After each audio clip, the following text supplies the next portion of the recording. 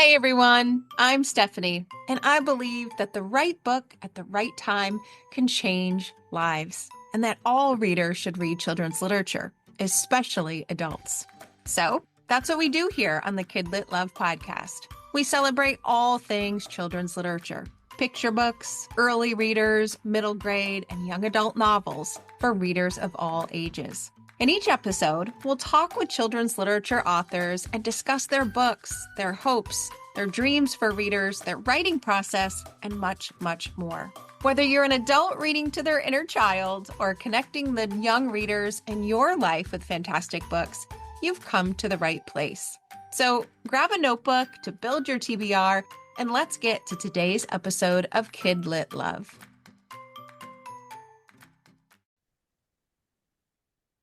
Hey everyone, welcome back to another episode of the KidLit Love podcast. I'm Stephanie Affinito, your KidLit loving host, inviting you back to another bookish conversation with a children's literature author. Today, I'm talking with Aaron Reynolds. Aaron is the #1 New York Times best-selling author who's written more than 50 books for young children. Titles like Creepy Carrots, Nerdy Birdie, Dude, Back of the Bus, Chicks and Salsa, and many more. He's here today to talk about his newest release, the first entry in a spin-off chapter book series from Creepy Carrots titled Jasper Rabbit's Creepy Tales. And today we're talking about Troubling Tonsils. It's illustrated by Peter Brown, and it's the perfect book to read at this time of the year. It's delightfully creepy, and I can't wait to talk with him all about it. So let's get right to the episode. Aaron, welcome to KidLit Love. I'm so glad you're here today.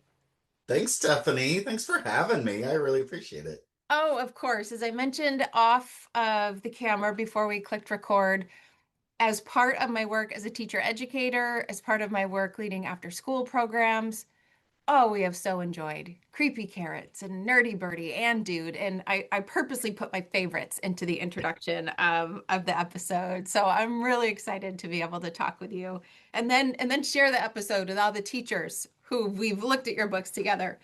Yay. But I dropped a couple of important things in that introduction. #1, New York Times bestseller, over 50 books for children, millions of copies, by the way. I would love for you to take us back a bit.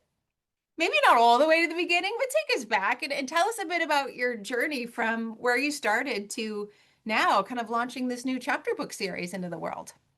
Yeah, okay. Yeah, let's go back. I did not start out as an author. Really didn't even know you could be an author. Didn't know that was even a thing.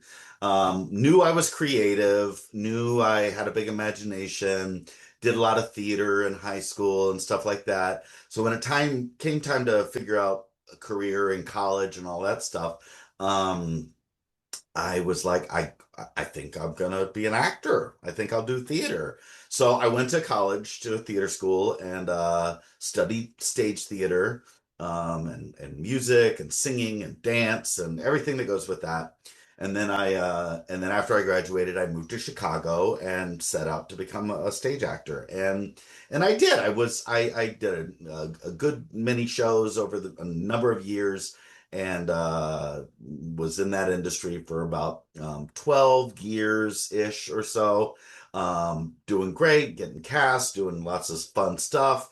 But along the way, I got a chance to write something. I had never written anything before. Oh. And this group, this organization I was working with, was doing some stuff, some theatrical upfront presentation stuff, and some stage things for kids. And they wanted to do all original content, all new, really relevant stuff, funky stuff, funny stuff, and we wanted to create it from scratch. And I was part of that group, and I was like, yeah, I'll take a stab at that, and and just loved it. Just was like, what? This is a thing? Whoa. I mean, I had a ball. I had a ball. And especially writing for kids, like it was just all of that immaturity that was bottled up into me in me since being a kid just kind of had an avenue to come flooding out. Yeah. And so I got to do that a number of times over the course of a number of years working with them, and realized I love theater, but I think this is what I was made to do. This is it. Yeah. And so I said I maybe I'll try and write a kid's book. I didn't know anything about it, knew nothing about it. So went to the library. Back then the internet was, just being Yep. born. And so went to the library, got all the books I could on how to get published, how to, move your way through trying to get a book published or whatever, and learned as much as I could. Joined an organization called the Society of Children's Book Writers and Illustrators so that I could go to their conferences. And I just was like, trying to learn Soaking everything it I could. in. Yeah, just trying to learn everything I could about the industry. Um, and I started writing just on the side. Just, I was still working in theater and with that organization that I was writing with, and that had kind of turned into a pretty steady full-time gig. So I had a day job doing that, but on nights and weekends I would write kids books, and so started sending out my manuscripts. And I was like, oh, this is it. This is it. This is it. You're gonna get a letter back in the mail, and it's gonna be like, we love it. It's amazing. Okay, so sent my manuscript off, got a letter back in the mail, opened it up, and said, "Hey, Aaron, thanks for sending us your story. This story stinks. We do not like your story. We are not gonna turn it into a book." So I was like, fine, be that way. Um, and so I was like, all right, I'll try again. I'll try again. And so I sent my story out to some more publishers. Got another letter back in the mail. Hey, Aaron, thanks for sending us your story. This story smells. We do not like your story. We are not going to turn it into a book. Okay. I kept going like that. I wasn't sure how long I would be able to do that, but luckily I had a pretty thick skin from being an actor and getting, Yeah. when you audition for something in theater, they just say no right to your face. So at least this was in the mail. So I had a pretty thick skin. So I'm like, you know what? I'm just gonna keep, throwing my thing out there and see what happens. And so kept writing stories, kept sending them out. 5 years passed. Wow. Um, and during that 5 years, I received 390 rejection letters. Oh my gosh, Aaron. Yeah, Oh, yeah, yeah. 390. And you 390. kept going. You kept I did. And I kept going. there's no point in showing them because I know we're not live on camera for your audience, but there's a box back there on my shelf and I still have all of them. They're all Oh my stuffed into a gosh. box. And they're Um, all regretting that now. well, yeah, I kept going because I was having fun. I was Yeah. really enjoying the writing, and I was really enjoying learning about the book publishing industry Yeah. and kids publishing in particular. And so what happened over that 5 years, and now that wasn't 390 different manuscripts. That was multiple manuscripts being sent multiple times to multiple different publishers. So that probably comprised about 25, 26 different stories that I was sending out multiple to multiple. The way I did it was I sent it out to my top picks, my top 10 list of publishers. If all 10 of them rejected it, I sent it out to my next list of 20 publishers. Yep. If all 30 of them got back to me and said no dice, then I shelved it and I moved on to another story. And so what happened during that 5 years is the letters went from being form letters, like literally, dear author, thanks for your submission. Here's the reason why we don't want to publish it, and then a list of like five things, and they would X a box and sincerely the editors. I mean, literally like a form letter with a Yeah. X on it, all the way to then like a couple years in, I started getting letters, dear Aaron. Hey, I got your manuscript. You know what? It's funny. It's funny. It's not right for us, but you're funny. Keep going. I was like, oh, okay. Hey. That's a very good rejection letter. And then they went from that to after about another year, they went to, hey, Aaron, it was great to see another rejection, or I see another manuscript from you in my slush pile, which is the pile that, for Yeah. those that don't know, is a pile that publishers all have of unsolicited manuscripts that just get sent to them. Another manuscript from you're being persistent. This is good. This is really good. It's not right for us. We already have a dinosaur book on our season, or we already have a, Yeah. whatever excuse they gave. But you know what? Send me your next thing. And so now I had an open invitation Yeah. to send, and I'm like, ooh, it's getting better. So it just kind of progressed like that for a while. It wasn't just form letters for 5 years and then an acceptance. It was I could see progress, and that was encouraging, and maybe that's part of why I kept going. So anyway, long story short, too late. After 5 years, after 390 rejection letters, one day the phone rang and it was a publisher. And she said, hey, Aaron, thanks for sending us your manuscript. Guess what? You don't stink. You don't smell. We like your story and we want to turn it into a book.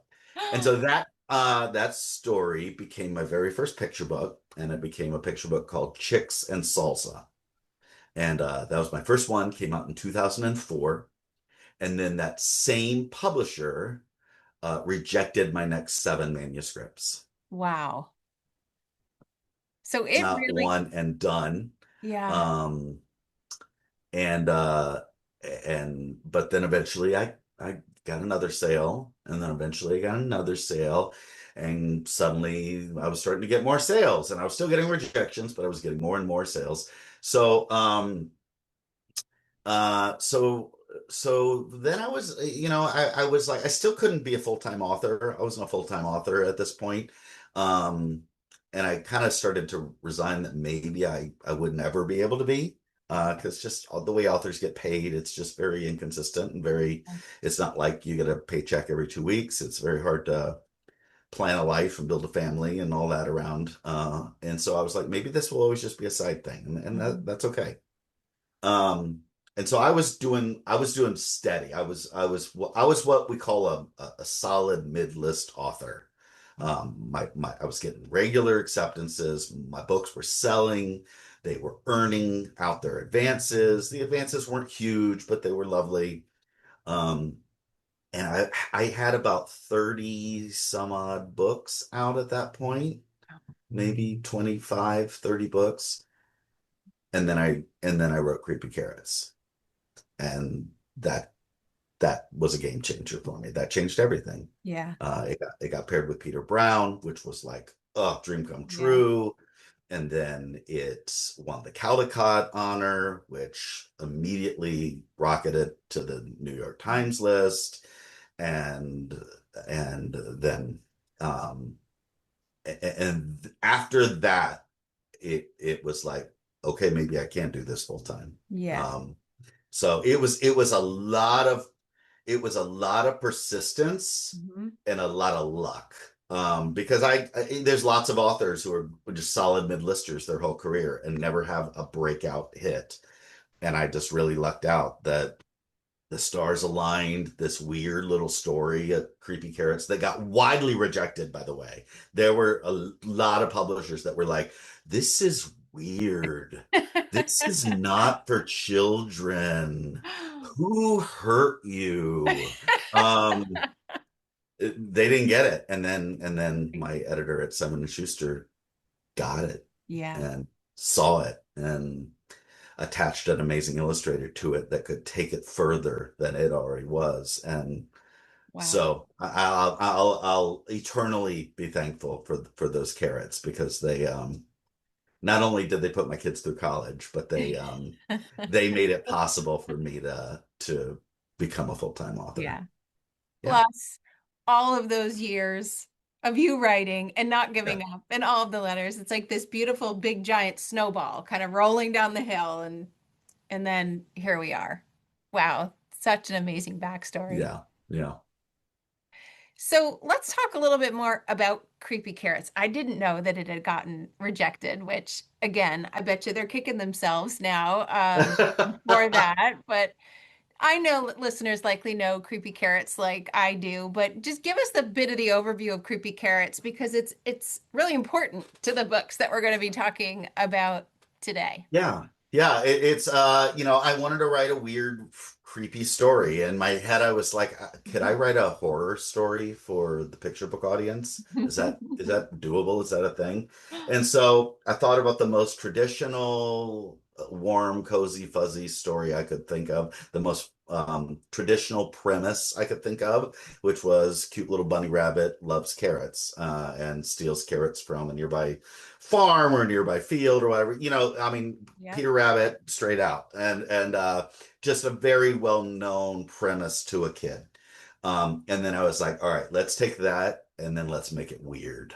Um, and so, Jasper loves carrots and helps himself to those in Krakenhopper Field until the carrots start stalking him Yes. and make his life weird. And it was originally little behind the story, behind the scenes story. It was originally called Evil Carrots. And then my publisher um, said, "This is amazing. I love this, but we're not going to call it Evil Carrots because parents don't buy picture books for their kid with the word evil in the Evil. title." And I'm like, "Oh, that's really good. That's good. Yeah." And so, thanks to my editor, it became Creepy Carrots. Yeah. Creepy carrots. And Yeah. I can attest to the sheer number of kids who we have read creepy carrots with to the delight of that creepiness. That is a book Yes. that, when you're sitting on the rug together and you are reading, slowly the kids just lean in. That's when you know you've got a really good book because the body just tilts towards you on the page. It's like the litmus test of a read aloud in an educator's classroom. And that always happened with Creepy Carrots. Always a favorite.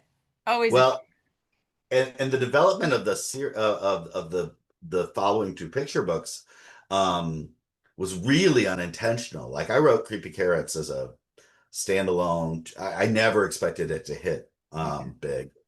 And so when it did, kids were begging me for more Creepy Carrots. And my publisher started asking me for another one. And I'm like, I don't know. I never thought about it. And then I was at a school in Virginia and a kid came up to me and I'll never forget this kid. He was like, Aaron Reynolds. What do he call me? Aaron Reynolds. That Creepy Carrots book's hilarious. You need to write a story about scary underpants. And I was like, that is genius, small child. And so that's a kid gave me the idea for a creepy pair of underwear, and I Love went it. and wrote that.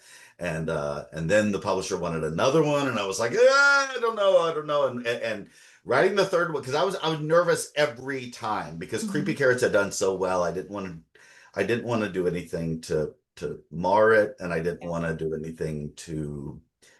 I didn't want the next one to be a wah wah, Yeah. Yeah.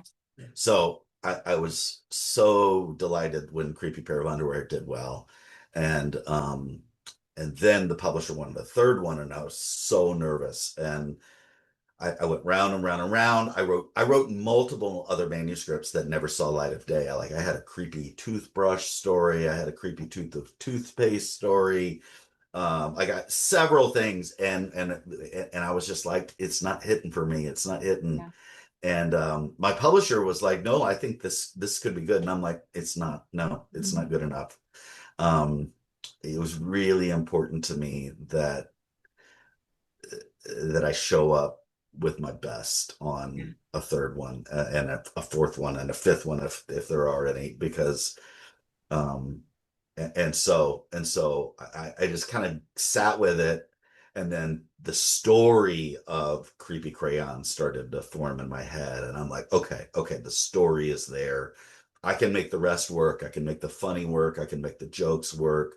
Um, if I know I've got a good story, and Hmm. and so I kind of threw all those other ideas in the garbage and just went full tilt with this new idea. And then it did well too, which was a delight, of Yeah. course. So, So do they actually go in the garbage, or do you have like another box of like oh, manuscripts that didn't see the light of day that are still there?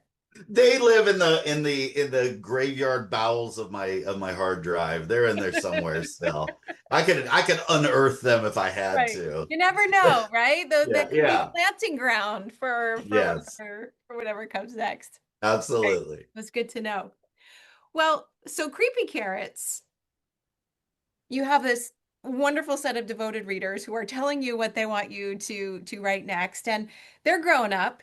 And Creepy Carrots has kind of grown up a little bit in this chapter book. We're moving into the illustrated chapter book. We've got this middle grade space that is just going to keep delighting those kids. So we have Jasper Rabbit's Creepy Tales, and the first one, Troubling Tonsils. So tell us about the shift that the books have taken and a little bit about the book. And I have to ask, why tonsils first? Oh man. Why tonsils? Because the human body is so weird. Yeah. And there's so much good weirdness to be mined with right there in our bodies. So, the idea of weird tonsils or weird teeth or weird fingernails. I mean, there's so much weirdness with the human Yeah. body. Yeah. And so to be able to, and again, it came back to the story. It was like the story was there in my head. I'm like, I have an idea for the story. And that's always what I chase is if the because that's the hardest part for me about writing is it's not coming up with ideas. I have a billion ideas. I'll never write all my ideas in a million years. um I have a lot of jokes. That's no problem. I can make something funny. I can take the most serious story in the world and figure out a way to twist it and make it funny. But it's a story with a beginning and a middle and an end. An actual Yeah. that plot, that satisfying ending, that's hard work for me. And so if I have one in mind, man, I chase that. I chase that. Mhm. So I had an idea for the tonsils. So to back up, Jasper Rabbit's Creepy Tales. Yes, this was something that I was very excited to do and pitched it to my publisher. And he was thankfully like really, again, saw the vision. This idea of kids growing up with Jasper and then getting a little older and being like, we want more creepy. And, Yeah. and they were still, fourth, fifth, sixth grade, still reading the picture book. And so I'm like, all right, what if we did an older chapter book series for those second, third, fourth, fifth, sixth graders, um, that get a little weirder and that get a little creepier. I loved the idea of that because I really do work hard to safeguard those picture books. They walk a very fine line between creepy and funny, and that's really purposeful. I don't ever want to send a kid to bed with getting nightmares over the story. Yeah. Um, Jasper has to figure it out in the end. He has to solve it in the end. Even Creepy Crayon it goes a little more open-ended at the end of Creepy Crayon. But I work very hard to monitor that balance. With these, I loved the idea of not having to do that. I loved the idea of saying this is written for an Yeah. older elementary kid who wants the creepy factor Yeah. brought up several notches. And so the endings are weird and do not end happy and are open-ended sometimes and are cautionary tales sometimes. So Jasper Rabbit's Creepy Tales, they are not stories about Jasper Rabbit. They are stories narrated by Jasper Rabbit. He Which is I the love, by host. the way. I just love that narration effect because you have in the beginning of the book, you have this introduction where like he's talking to me, he's talking to the reader, we're understanding, and then we just jump in to the story from that narration. It does give like this outside looking in creepiness to it for sure. Yes. Yes, he can ground it. He grounds it in a little like, okay, people, I'm here and I've got a story. Things are about to get weird. Yeah. So buckle in and then let's go. And then Yep. at the end he always comes back Yes. and and shares a thought or two afterwards. Yeah. Which again are it's often cautionary and not everybody lives happily ever after type of stuff. Yeah. Yeah. And I'm so glad you said that because I don't want to say what the content is. I want readers to be able to read through Yeah. and not get perhaps the moment at the end, but it does it does wrap it up in a way, right? It is the ending of the story, but it does give the reader something to think about of, huh, I know this is a story, but especially for this one in my mind is like, oh gosh. Yeah, so listeners, I can't tell you any more than that. I don't want to, but But it's a little freaky, yes, right? and I love Yeah. it. Yeah. Yeah. And I think kids love that. I think grown-ups are the ones that we get like, oh, that's a little makes me nervous that, it's weird and it's a little we grown-ups are the ones that want everything to tie up in a happy ever ending. The kids love the So true. weirdness.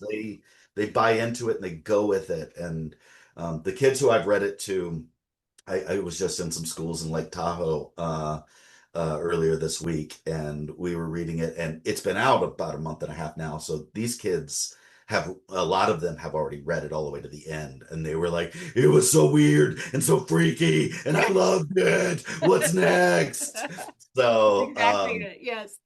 I get it. Oh, yeah. Yeah.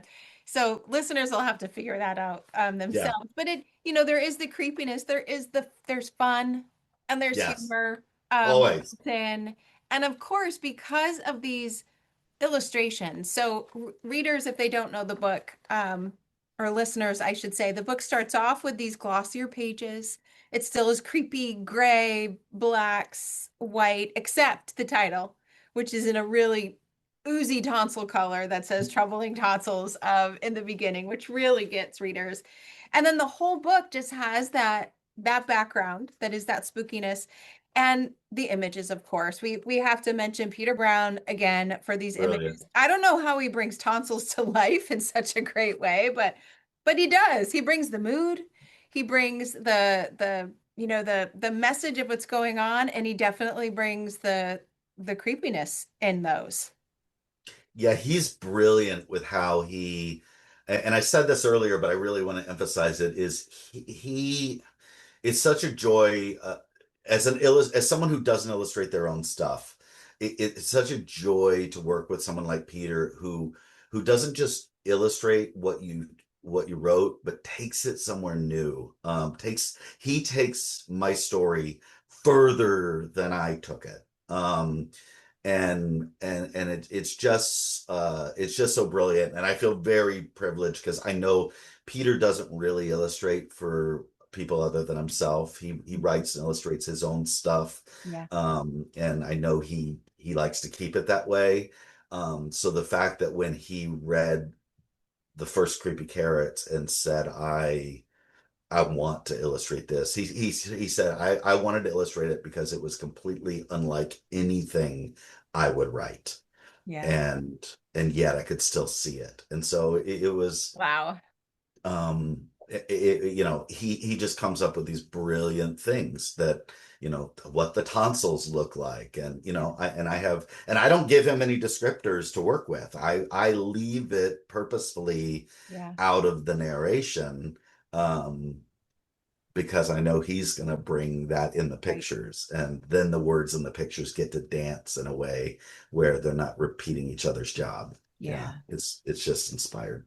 It really is. Like I said, from the tonsils themselves to just even the way he portrays the emotion and kind of the action in the face and on the page. Like it's a creepy story that is literally kind of creepily brought to life in your mind, Yes, even more absolutely. because Even if of you the look at like Charlie, the first page of chapter one, if I can Mhm. say this, there's a picture of the main character, Charlie Marmot, and he's about to carve into a pumpkin. It starts with he's getting ready for Halloween, whatever. And but the shot is him holding a big butcher knife and then holding his throat with the So, other hand, like, ugh.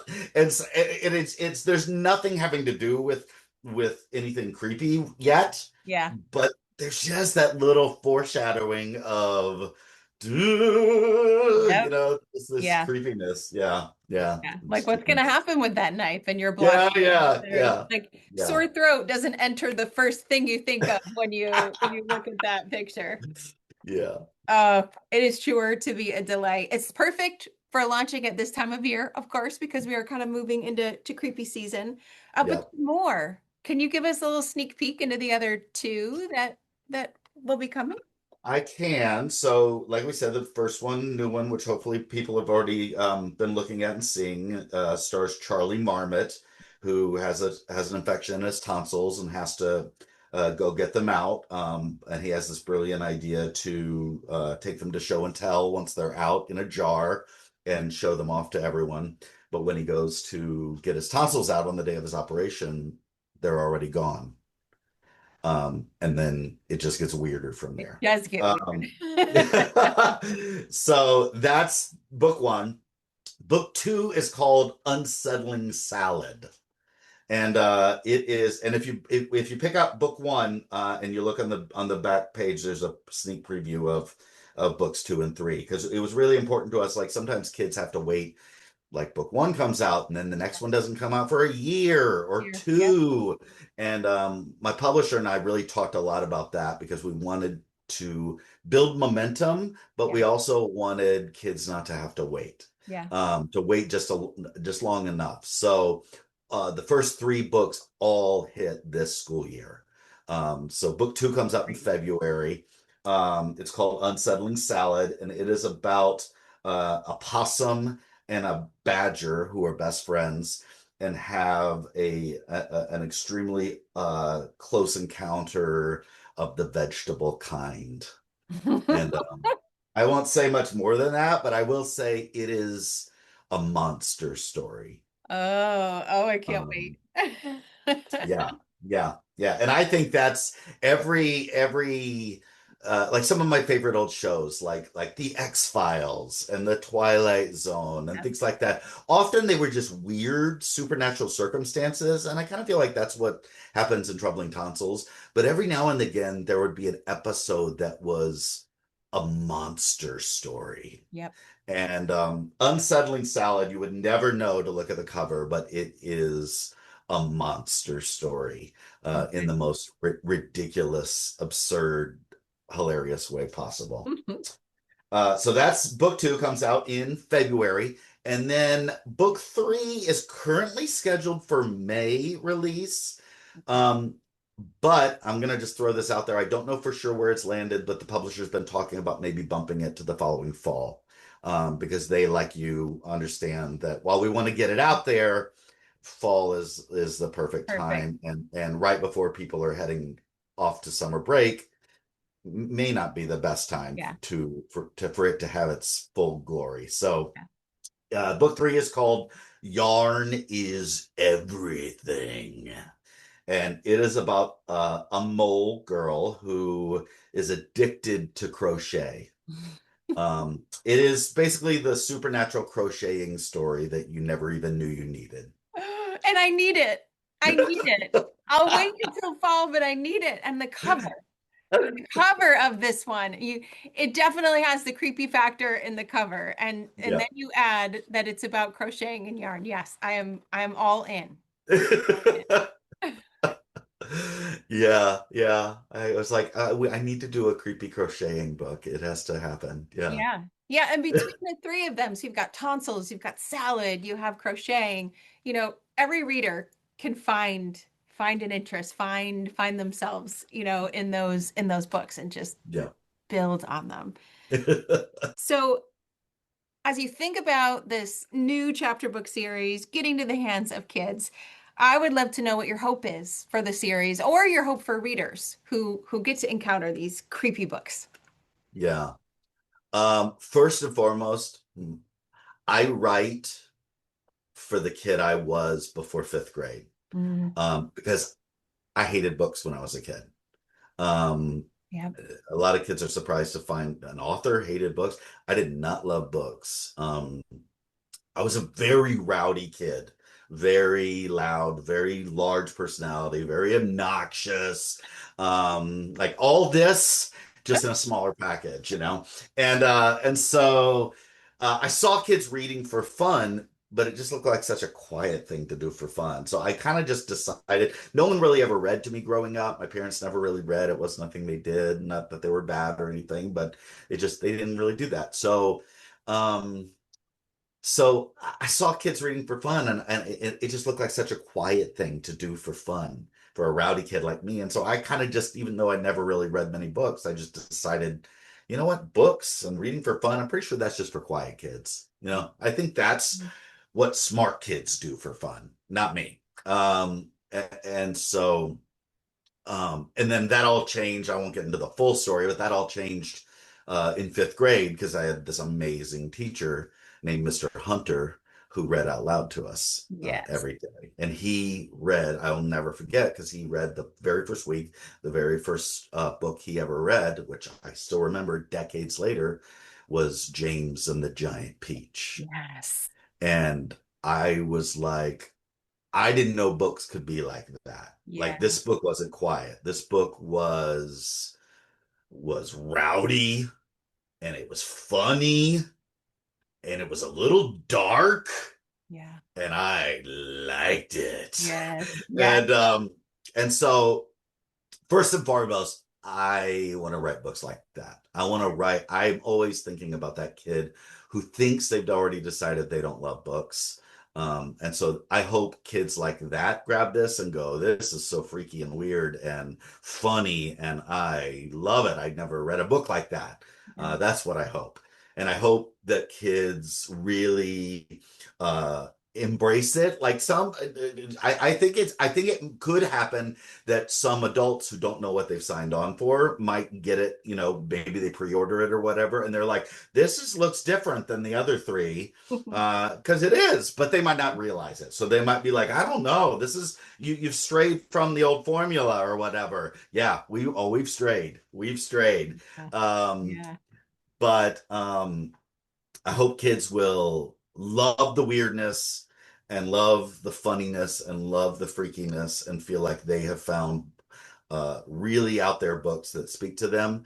Because one of the things I love about the format of this story, with Jasper being the narrator and each story being a standalone, not connected to one another, is that I feel like I could write a bunch of these. I Yes. feel like any weird story that I can think up, I could figure out a way to work it in this, and the possibilities of that Yeah. just excites me. Yeah. It's a Yeah. new way to explore Jasper's world that is different and new and fresh, um, and that really excites me. Yeah. You're going to just bust that myth that reading is for the quiet kids. Because little did Yeah, you know, us quiet kids were having like explosions in our minds that nobody could see. And I love yeah, that you're just inviting a whole new set of readers into that. And yeah, now they don't have to leave because they can start with creepy carrots. They can keep going and then follow everything. Oh, I'm so yeah. excited to launch this new series with you into the world and bring it to all the kiddos, all the teachers that I work with. Tell us where the best place to find you online is so that we can follow you, follow the books, and then follow, of course, the titles that are still yet to come. Totally. You won't find me on social media, unfortunately. I left social media about 5 years ago Good for and you. never looked back. Oh, best decision of my life. I highly recommend it. Yeah. So I'm not on social media at all anymore. So you won't find me there. Though there is another Aaron Reynolds out there who writes books, but don't get confused. It's not me. It's not He's you. actually a lovely guy. He writes very funny adult books that are full of cussing and full of swears. We often, back when I was on Twitter, we often used to get confused with each other. And every time a librarian or a parent tagged him thinking they were tagging me, this lovely, I call him the other Aaron Reynolds, this lovely man responded to every single one. We're talking thousands upon Wow. thousands over the years. Every time he responded and said, hey, you're looking for this guy. My books are not for kids. And I'll just give him a plug. You can edit this out if you want, but he has this amazing, very silly, funny book called Effin' Birds. Oh, Um, yes. we're adults listening. That's okay. We like Yeah, those yeah. books too. So plug him. Definitely check him out if you want to read all that the other Aaron Reynolds has in store. So anyway, all that is to say, you won't find me on social media, and if you do think you found me, you probably found him. But you can find me on my website, and it's Aaron Reynolds. That's a hyphen. Aaron-Reynolds.com. And I try to post on the homepage. I try to keep every new thing that's coming out splashed right there. If I have a tour schedule for a new book, I usually splash that right there on the homepage. So you can always kind of pop in there. And the other thing I'll say for teachers is one of the great joys of my job that I never knew was even part of an author's job is visiting schools. I love doing school visits, and I try to set aside a fair amount of time each year to be available for them. And so if any teachers are like, hey, wow, we'd love to like do an author visit, that's how you get a hold of me. Yeah, reach me there. Oh, I can tell just by the joy in just audio how much fun you must have with those kids at school. It's a rowdy time. Yeah, Yeah. my wife says I am professionally immature, and I leverage that every second. Yeah. Yeah. It's perfect for your work. It comes in handy. Well, thank you so much for coming on today. This Oh, is such a fun slash creepy conversation, and I know listeners are going to love it. thanks, Stephanie. I appreciate you having me. And listeners, thank you for listening to another episode of KidLit Love, and I'll see you in the next one.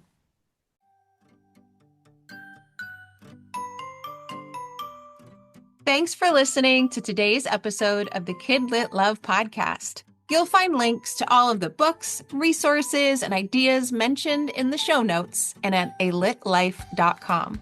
You'll also find KidLit Love on Substack. That's where you'll find posts for each episode, monthly KidLit roundups, and an invitation to join my summer book club and go deeper into the world of children's literature. And if you loved this podcast and want more, you might like to listen to my other podcast called Get Literate. It's a podcast that explores all things books and reading, notebooks and writing to build a life you love. One more thing. If you love what you listened to today, please take a moment to rate and review the podcast, or take a screenshot of the episode and text it to a friend. This helps the podcast grow and builds our bookish community of Kid Lit Love. Thanks for listening.